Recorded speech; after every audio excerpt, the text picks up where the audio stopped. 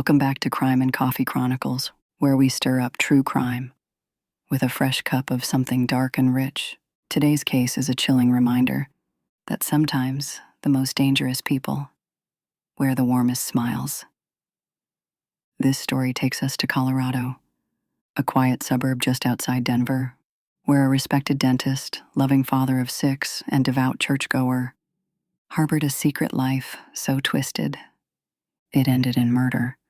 But this isn't just a story about infidelity. It's about cold calculation, digital deception, and a father who, in the most unthinkable moment, allegedly asked his teenage daughter to help cover up his crimes with a fake video. This is the story of Dr. James Tolliver Craig and the murder of his wife, Angela. To neighbors in Aurora, Colorado, James Craig seemed like a man who had it all. A thriving dental practice, a beautiful home, 6 children, and a wife, Angela, who stood by him for over 20 years. Angela was described as radiant, a devoted mother with a warm laugh and an open heart.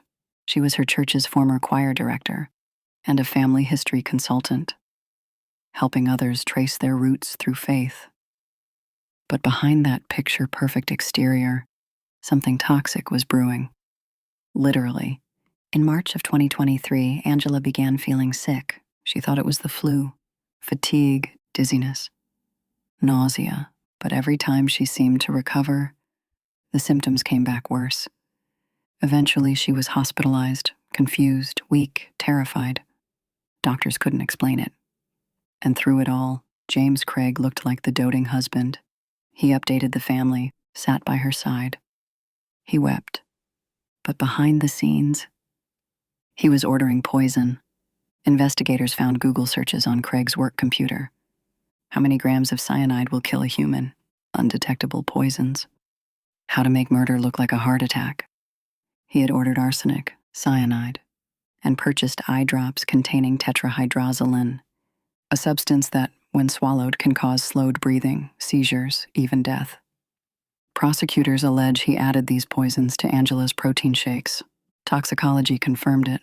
Angela Craig died from a fatal combination of cyanide and tetrahydrozoline, both found in lethal quantities in her bloodstream. Her cyanide levels, nearly twice the lethal limit. Arsenic was also found, but in earlier blood tests, likely used to simulate illness.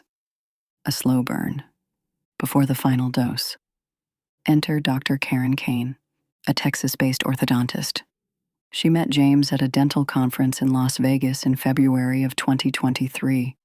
She and James were having an affair. While the relationship lasted merely 3 weeks, it quickly became emotional and intimate. They sent over 4,000 text messages in just 18 days. They talked about love, escape, and meeting up. While Angela was still alive, but dying in a hospital bed, Karen believed James was getting a divorce. She didn't know the truth. She cried on the witness stand as she read this message.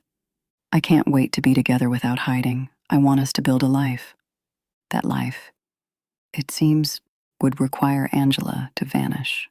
After his arrest, Craig allegedly asked his teenage daughter to help create a deepfake video, a fake recording of Angela supposedly requesting poison as part of a suicide plan. Let that sink in. A father asking his child to manipulate the memory of her dead mother to make it look like she did it to herself. Angela wasn't just poisoned, she was being painted as unstable.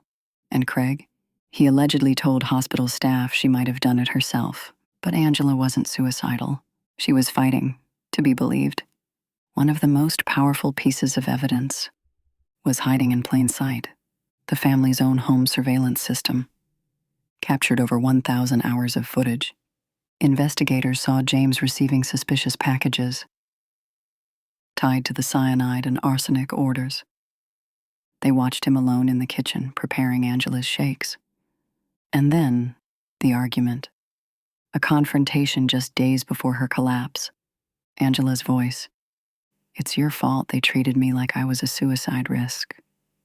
Like nothing I said could be believed." She knew something was wrong. She knew someone was trying to silence her, and in the end, she couldn't stop it. The footage doesn't show the act of poisoning. but it places Craig in the kitchen immediately after receiving toxic chemicals. And when they tested Angela's shaker bottle, it came back positive for tetrahydrozoline, despite the evidence. The defense has raised questions. They claim Angela may have been suicidal. But no one, not her friends, her family, or her doctors, believes that. They point out that cyanide and arsenic weren't found in the containers, only the eye drop chemical. But prosecutors argue the combination, the timeline, and the lab results tell the full story. The defense also says jailhouse informants can't be trusted, that they're criminals, liars. But those inmates say Craig tried to bribe them, to plant fake suicide notes, to rewrite history, even behind bars. And finally, they paint Craig as broken, not a killer, but a man in crisis.